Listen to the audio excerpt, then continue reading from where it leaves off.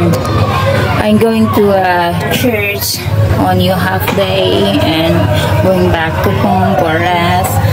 Now I'm here in the park for some exercise, a little just for fun.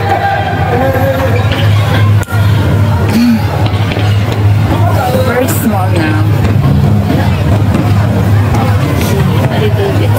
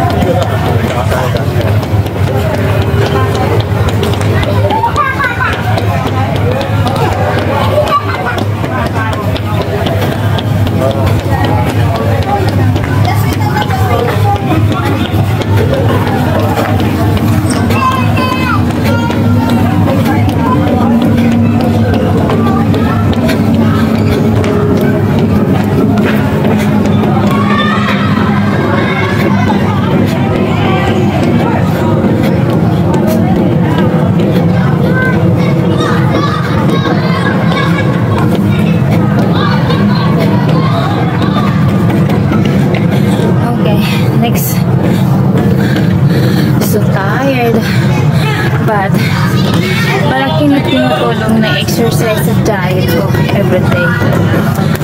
Malaki na rin nabawas ng timbang ko. Lumit na yung bilbil ko. Kunti na lang. Ito na lang siya. Proper diet and also drink some tea with garlic or ginger. Samahan nyo rin yung turmeric. Maganda sa katawan. Okay. See you. Next is relax muna tayo dito sa balakang. Okay. I-push nyo lang ng ganyan para yung spinal cord yung sa likod ma-relax siya.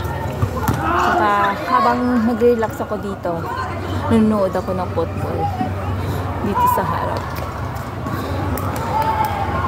Iisipin nyo lang at hindi lang kayo ng 10 minutes at depende sa inyo kung ilang minutes ang relax. Maganda sa likod, sa balakang, sa binti. Relax talaga siya. Ito yung ginagawa ko araw-araw. Sa umaga, 1 hours yung exercise ko. 8 to 9. Then uuwi na ako at mamamalingki. Ayan. Yung parang itutuwad-tuwad ka muna. Para maramdaman niyo yung sakit doon sa binti.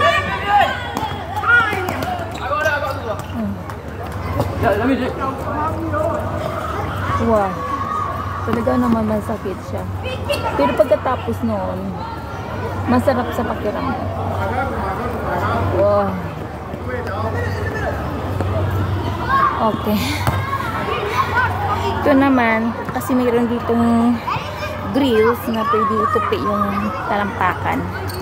So, tutupi natin siya at yakap tayo dun sa grills para po yung dalawang binti natin, yung ma-relax yung ano niya, yung ugat niya doon.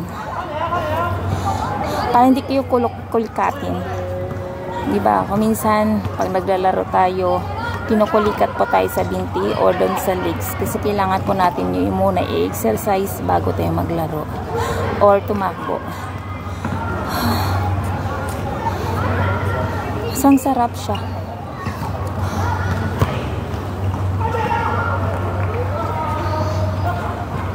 Insido po ako sa day off ko at magpagdaldalan. Totally naman, sa church kasi pagkatapos namin kumain, may volleyball kami. Pero minsan tinatamad ako eh. mas magandang uwi ako at mag-rest. Pagkatapos sa hapon, magja-jogging ako. Iwas na rin sa gossip. Hindi o gossip ha. Gossip like chismis.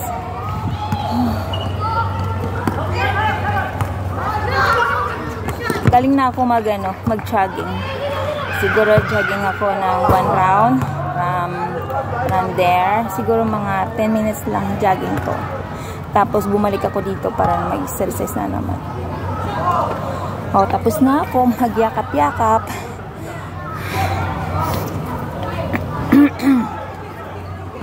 Relax muna tayo.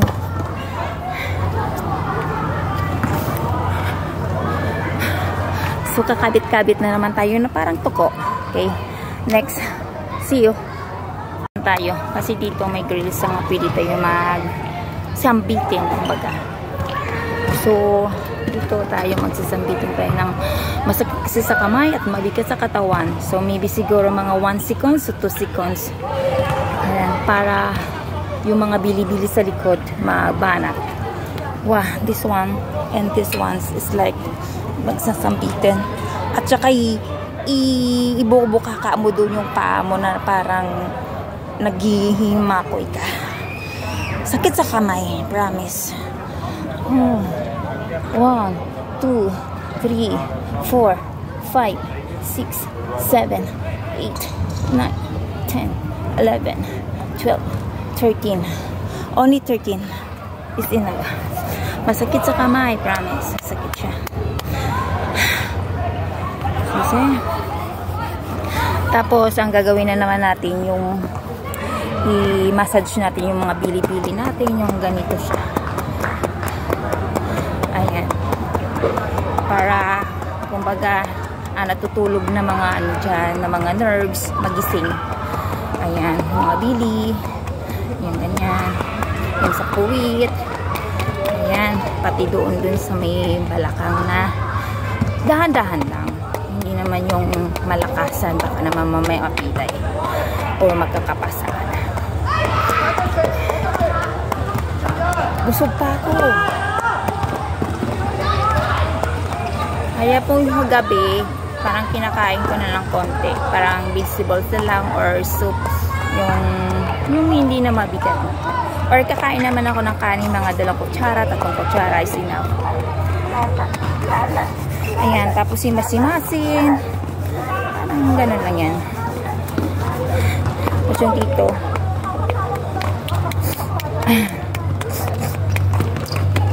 Parang natutulog dyan ng mga ugat-ugat na nakabara lang siya magigising.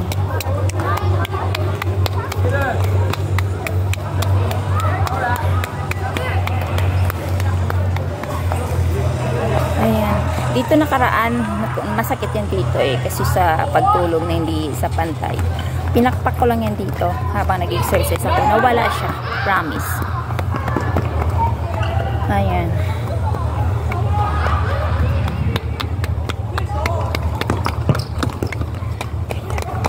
Ayan. Tapos, ano naman natin yung paa natin para yung bilbil natin lalong lumiit.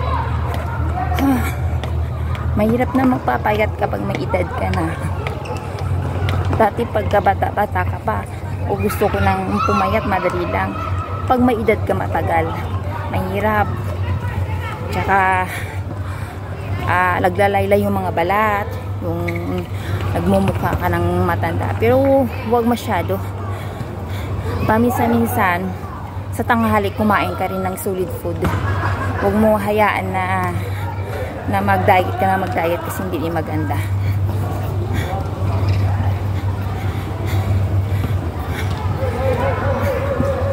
Ayan. Tapos na, magpapahinga muna ako saglit. At manonood tayo ng football. See you. Yes, ito po yung pinapanood ko habang nag-exercise dito. At naglalaro po yung mga Chinese at saka Pakistan, I guess. Yes. Because wala naman ako nakikita dyan ng mga Indo. In Indonesia,